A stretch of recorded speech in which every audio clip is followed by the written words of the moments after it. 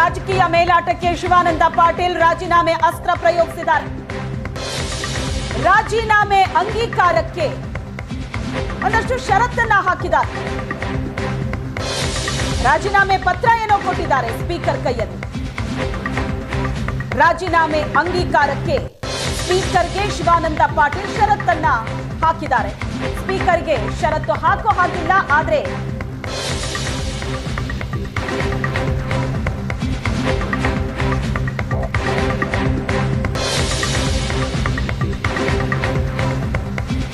ಯತ್ನಾಳ್ ರಾಜೀನಾಮೆ ಕೊಟ್ಟ ನಂತರ ನನ್ನ ರಾಜೀನಾಮೆಯನ್ನ ಅಂಗೀಕರಿಸಿ ಅಂತ ಹೇಳಿದ್ದಾರೆ. ಯತ್ನಾಳ್ ರಾಜೀನಾಮೆ ಅಂಗೀಕಾರದ ನಂತರ ನನ್ನ ರಾಜೀನಾಮೆ ಅಂಗೀಕರಿಸಿ ಅನ್ನೋದು ಶಿವಾನಂದ ಪಾಟೀಲ್ ಹೇಳಿದರು.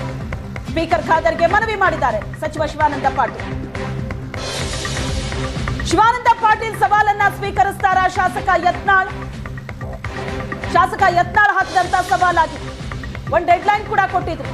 ಈ ಶುಕ್ರವಾರದ ಒಳಗಡೆ ಸ್ಪೀಕರ್ಗೆ ರಾಜೀನಾಮೆ ಕೊಡಿ, ತೆರವಾಗುವಂತಹ ಕ್ಷೇತ್ರ ತಮ್ಮಿದ್ರೆ ಪಕ್ಷೇತರರಾಗಿ ಬನ್ನಿ, ನಾನು ಬರ್ತೀನಿ, ಸ್ಪರ್ಧೆ ಮಾಡುವ ಅಂತ ಸವಾಲ್ ಹಾಕಿದ್ರು. ಯತ್ನಾಳ್ ಅವರ ಒಂದಷ್ಟು ಮಾತು ಶಿವಾನಂದ ಪಾಟೀಲ್ ಅವರಿಗೆ ಮನಸ್ಸಿಗೆ ನೋವನ್ನುಂಟು ಮಾಡಿ. ಯಾವುದೇ ರಾಜಕೀಯ ಕಾರಣ ಅಲ್ಲ, ಪಕ್ಷಕ್ಕೆ ಸಂಬಂಧ ಇಲ್ಲ, ಮುಖ್ಯಮಂತ್ರಿಗಳಿಗೆ ಸಂಬಂಧ ಇಲ್ಲ, ಇದು ನನ್ನ ವೈಯಕ್ತಿಕ ವಿಚಾರ. ಅವರು ಹಾಕದಂತ ಸವಾಲ್ ನಾನು ಸ್ವೀಕರಿಸಿದ್ದೀನಿ, ಹೋಗಿ ರಾಜೀನಾಮೆ ಕೊಟ್ಟಿದ್ದೀನಿ, ಅವರು ಬಂದು ರಾಜೀನಾಮೆಯನ್ನ ಕೊಡ್ಲಿ, ಸ್ಪರ್ಧೆ ಮಾಡೋಣ ಅಂತ ಶಿವಾನಂದ ಪಾಟೀಲ್ ಹೇಳಿಕೆ ಕೊಟ್ಟರು. ಕಾಂಗ್ರೆಸ್ ಅಲ್ಲಿ ನಿಂತರೂ ಕೂಡ ಮುಸ್ಲಿಮರು ಶಿವಾನಂದ ಪಾಟೀಲ್ ಮತ ಹಾಕಲ್ಲ ಅಂತ ಯತ್ನಾಳ್ ಕೌಂಟರ್ ಕೊಟ್ಟಿದ್ರು. ಮುಸ್ಲಿಮರ ಪ್ರತಿಭಟನೆಯಲ್ಲಿ ಭಾಗಿಯಾಗಿದ್ದ ಶಿವಾನಂದ ಪಾಟೀಲ್, ಯತ್ನಾಳ್ ವಿರುದ್ಧ ನಡೆದ ಪ್ರತಿಭಟನೆಯಲ್ಲಿ ಶಿವಾನಂದ ಪಾಟೀಲ್ ಭಾಗಿಯಾಗಿದ್ದರು. ಮುಸ್ಲಿಮರ ಪ್ರತಿಭಟನೆಯಲ್ಲಿ ಭಾಗಿಯಾಗಿದ್ದಕ್ಕೆ ಯತ್ನಾಳ್ ಆಕ್ರೋಶಗೊಂಡಿದ್ದರು. ಶಾಸಕ ಸ್ಥಾನಕ್ಕೆ ರಾಜೀನಾಮೆ ಕೊಟ್ಟು ಚುನಾವಣೆಗೆ ನಿಲ್ಲಿ ಅಂತ ಸವಾಲ್ ಹಾಕಿದ್ರು. ಒಂದು ಮಾತು ಹೇಳಿದ್ರು, ಇದನ್ನೇ ಶಿವಾನಂದ ಪಾಟೀಲ್ ಇಷ್ಟೊತ್ತು ಮಾತಾಡಿದ್ರು. ಅಪ್ಪನೇ ಹುಟ್ಟಿದ್ರೆ ರಾಜೀನಾಮೆ ಕೊಟ್ಟು ಪಕ್ಷೇತರನಾಗಿ ಚುನಾವಣೆಗೆ ನಿಲ್ಲುವಂತ ಎಂತ ಮಾತಿದು? ರಾಜಕೀಯವಾಗಿ ನನ್ನ ಮೇಲೆ ಮುಗಿ ಬೀಳಿ ಎಂತದ್ದೇ ಹೇಳಿಕೆಯನ್ನ ಕೊಟ್ಟು ಅದು ಓಕೆ, ಆದ್ರೆ ವೈಯಕ್ತಿಕವಾಗಿ ನನ್ನ ತೇಜೋವಧೆ ಮಾಡೋದು ಸರಿಯಲ್ಲ. ಇದು ಶಿವಾನಂದ ಪಾಟೀಲ್ ಆಡಿದಂತ ಮಾತು. ಅವ್ರು ಸವಾಲ್ ಹಾಕಿದ್ರು, ಡೆಡ್ಲೈನ್ ಕೊಟ್ಟಿದ್ರು, ಶುಕ್ರವಾರದೊಳಗಡೆ ರಾಜೀನಾಮೆ ಕೊಡಿ ಅಂತ ನಾನು ಕೊಟ್ಟಿದ್ದೀನಿ. ಈಗ ಯತ್ನಾಳ್ ಟರ್ನ್, ಅವ್ರು ಹೋಗಿ ರಾಜೀನಾಮೆಯನ್ನ ಕೊಟ್ಟು ಒಂದು ವಾರದಲ್ಲಿ ರಾಜೀನಾಮೆ ಕೊಡಬೇಕು ಅಂತ ಸವಾಲ್ ಹಾಕಿದ್ರು ಯತ್ನಾಳ್. ಅದೇ ಪ್ರಕಾರವಾಗಿ ಇವತ್ತು ಶುಕ್ರವಾರದ ಒಳಗಡೆ ರಾಜೀನಾಮೆ ಕೊಡಿ ಅಂದಿದ್ರು, ಕೊಟ್ಟಿದ್ದಾರೆ ಶಿವಾನಂದ ಪಾಟೀಲ್.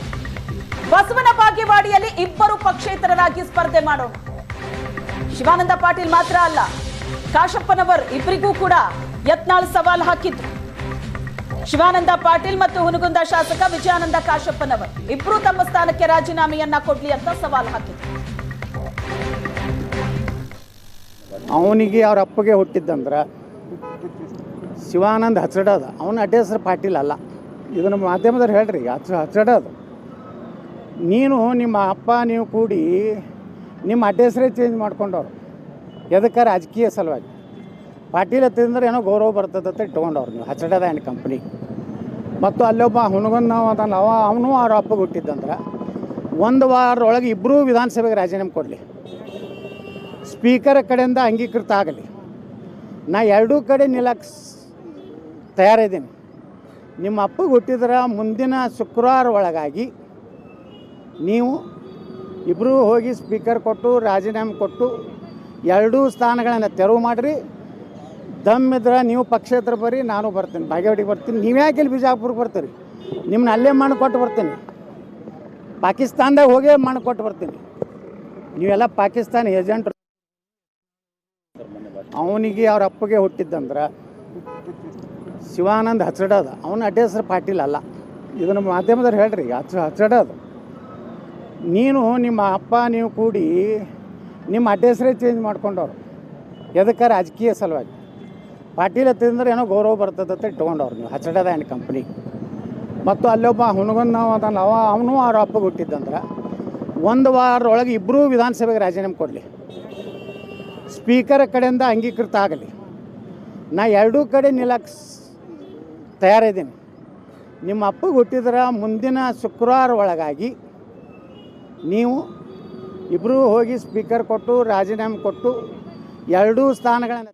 ಈಗ ನನಗೆ ಒಂದು ನೋವೇನಿದೆ, ನಿಮ್ಮ ಅಪ್ಪನಿಗೆ ಹುಟ್ಟಿದ್ರೆ ಅಂದರೆ ಇದು ರಾಜಕಾರಣಿ ಮಾತನಾಡ್ತಕ್ಕಂಥ ಭಾಷೆನ ನೀವೇ ಹೇಳಿ ಫಸ್ಟು.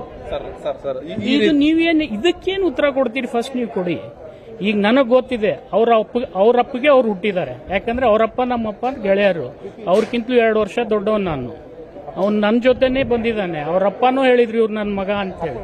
ಮತ್ತು ನಾನು ಅವ್ರ ಅಪ್ಪನ್ನೇ ನಂಬಬೇಕಲ್ಲ. ಸರ್ ತಾವು ಸಚಿವರು ನೀವು ಇದನ್ನ ಹೇಳಿರಿ ಫಸ್ಟ್, ಇದನ್ನ ಹೇಳಿ. ರಾಜಕಾರಣದಲ್ಲಿ ಇದಕ್ಕಿಂತ ವರ್ಸ್ಟ್ ಹೇಳಿಕೆಗಳನ್ನ ಕೂಡ ನಾವು ನೋಡಿದ್ದೀವಿ. ತಾವು ನೀವು ಅಂತ ಇನ್ನೂವರೆಗೆ ಯಾರ ಗಂಡಸ್ತನ ಕೇಳಿಲ್ಲ, ಅವ್ರ ಹೆಂಗಸ್ತನ ಕೇಳಿಲ್ಲ, ನೀವು ಅಂತ ನಾನು ಹೇಳ್ತೀವಿ. ಕೇಳಲೇ ಇಲ್ಲ. ನೀವು ಕೂಡ ಅವ್ರ ಭಾಷೆ ತಿದ್ಕೊಳ್ಳಿಕ್ಕೆ ಅವ್ರಿಗೊಂದು ಬುದ್ಧಿವಾದ ಹೇಳಿ. ಸರ್ ಇದನ್ನ ನೀವು ಸವಾಲಾಗಿ ಸ್ವೀಕರಿಸಿ ರಾಜೀನಾಮೆಯನ್ನ ಕೊಟ್ಟಿದ್ದೀರಿ. ಏನು ಅವ್ರಿಗೆ ಏನಂತ ಕರೆ ಕೊಡ್ತಾ ಇದ್ದಾರೆ, ಸ್ಪೀಕರ್ಗೆ ಏನಂತ ಹೇಳದ್ನಲ್ಲ ಈಗ ಇಲ್ಲಿವರೆಗೆ ಈ ನಿರ್ಣಯ ನಾನು ಮಾಡಬೇಕಾದ್ರೆ ಅವ್ರು ನೇರ ನನಗೇನು ಸವಾಲ್ ಹಾಕಿದ್ದಾರೆ ಅದಕ್ಕೆ ಉತ್ತರ ಕೊಡೋಕೆ ಸಲುವಾಗಿ ಈ ನಿರ್ಣಯ ಮಾಡಿದ್ದೀನಿ. ತಾವು ಸರಳ ಸಜ್ಜನ ರಾಜಕಾರಣಿ ಅಂತ ಹೆಸರಾದಂತವರು ಸಚಿವರು ಕೂಡ ಇಂತಹ ನಿರ್ಧಾರದಿಂದ ನಿಮ್ಮ ಕ್ಷೇತ್ರದ ಮತದಾರರು ಅವ್ರ ಜೊತೆ ಏನಾದ್ರು ಚರ್ಚೆ ಮಾಡೋರ ರಾಜೀನಾಮೆ ಕೊಡೋದಕ್ಕಿಂತ ಮುಂಚೆ? ನೋಡಿ, ಈ ವಿಚಾರ ನನ್ನ ಮತದಾರರು ನನಗೆ ಯಾವಾಗಲೂ ಕೈ ಹಿಡಿದಿದ್ದಾರೆ. ಇಲ್ಲಷ್ಟೇ ಅಲ್ಲ, ನಾನು ಹಿಂದೆ ಬಬಲೇಶ್ವರದಲ್ಲಿದ್ದೆ. ಇವ್ರನ್ನ ಬಿಜಾಪುರಕ್ಕೆ ನಾನು ಬಿಟ್ಟು ಕೊಡಬೇಕಾದ್ರೆ ನಾನು ಆ ಸಂದರ್ಭದಲ್ಲಿ ದಳದಲ್ಲಿದ್ದೆ. ನನಗೂ ಬಿಜಾಪುರ ಕ್ಷೇತ್ರಕ್ಕೆ ನಿಲ್ಲಿ ಅಂತೇಳಿ ಜನ ನನ್ನ ಮೇಲೆ ಅಷ್ಟೇ ಪ್ರೀತಿ ವಿಶ್ವಾಸ ಇಟ್ಟಿದ್ದೆ. ಇವತ್ತು ನಾನು ನನ್ನ ಕ್ಷೇತ್ರಕ್ಕೆ ಇನ್ನೂವರೆಗೆ ನಿಂತಿಲ್ಲ. ನಾನು ಬಬಲೇಶ್ವರದಿಂದ ನಿಂತಿದ್ದೀನಿ, ಬಾಗೇವಾಡಿಯಿಂದ ನಿಂತಿದ್ದೀನಿ. ಈಗ ಬಿಜಾಪುರ ಬಂದಿದೆ ಹಣೆ ಬರಕ್ಕೆ, ಅಲ್ಲಿ ಕೂಡ ಹೋಗ್ತಾರೆ. ಅವರು ಸವಾಲ್ ಸ್ವೀಕಾರ ಮಾಡಲಿಲ್ಲ ಅಂದ್ರೆ, ರಾಜೀನಾಮೆ ಕೊಡ್ಲಿಲ್ಲ ಅಂದ್ರೆ ಏನ್ ಸರ್ ಮುಂದೆ ನೋಡೋಣ ಈಗೇನ್ ನಿರ್ಣಯ ಮಾಡೋದು. ಇದಿಷ್ಟು ಕೂಡ ಶಿವಾನಂದ್ ಪಾಟೀಲ್ ಅವರ ಮಾತು. ಕ್ಯಾಮರಾ ಪರ್ಸನ್ ನವೀನ್ ಜೊತೆ ಸುರೇಶ್, ಏಷ್ಯಾನೆಟ್ ಸುವರ್ಣ ನ್ಯೂಸ್, ಬೆಂಗಳೂರು.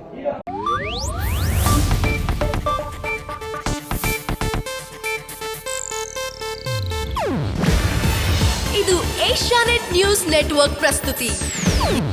ನೀವು ನೋಡ್ತಿದ್ದೀರಾ ಏಷ್ಯಾನೆಟ್ ಸುವರ್ಣ ನ್ಯೂಸ್.